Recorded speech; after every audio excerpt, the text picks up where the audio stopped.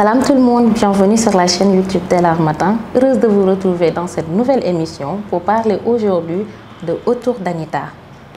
Dans la société où nous évoluons, vous savez tous qu'il y a eu des normes et des prédispositions déjà prises par rapport à telle ou telle situation. Mais cette société-là tient-elle compte de la sensibilité, des appréhensions et surtout des convictions de la personne? Aujourd'hui, dans ce roman, nous parlerons de la condition de la femme, de ses perceptions, que ce soit par rapport à la femme ou même par rapport à l'homme. Et c'est ce que Ahmed Guissé a voulu nous montrer à travers Autour d'Anita. Ahmed Guissé, c'est l'auteur, bien évidemment. Il a écrit Une mort magnifique qui a été le grand prix Cheikh Ahmadou Kane pour le roman africain. Femme dévouée, femme aimante, dont Autour d'Anita est l'épilogue. Il a écrit aussi 42 Rue Moreau. Ensuite, il a écrit La révolte des infortunés. Et Anita est son 5e roman qu'il produit avec l'Harmattan. Entre autres, Ahmed Guissé est le directeur général de MAC Petroleum. Il est aussi le président de l'Association des pétroliers du Sénégal.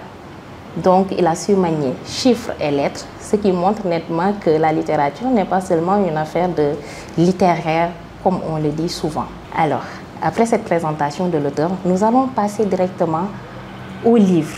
Autour d'Anita est un roman qui représente à peu près l'épilogue de Femme dévouée, femme aimante, où Anita, une jeune femme, a su aider Maïssa Bigué, qui deviendra plus tard son mari, à réintégrer la société après une lourde trahison de son amour d'enfance. Cependant, Maïssa Bigué aussi aura à trahir Anita.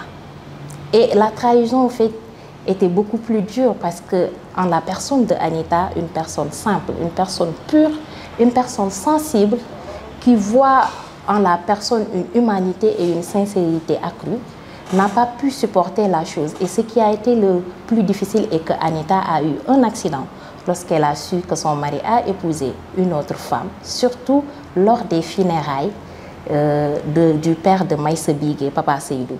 Donc, il n'a même pas eu l'honnêteté de dire à Anita qu'il a pris une autre épouse, de surcroît Aïda, qui était celle qu'il avait fait dériver et que Anita avait elle-même sauvée.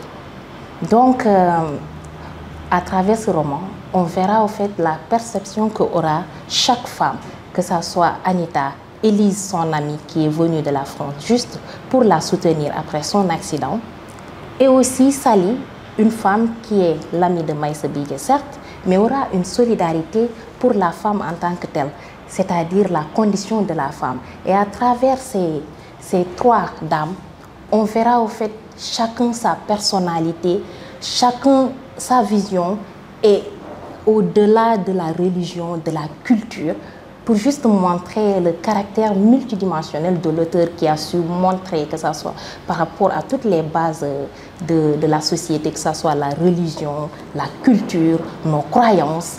Il a montré tout ce dont le ressenti de toutes les femmes, mais aussi le regard de la société par rapport à la condition de la femme. Ce que je viens de dire n'est qu'un pan de l'histoire qui trame autour d'Anita plutôt, parce qu'il est immense en enseignement.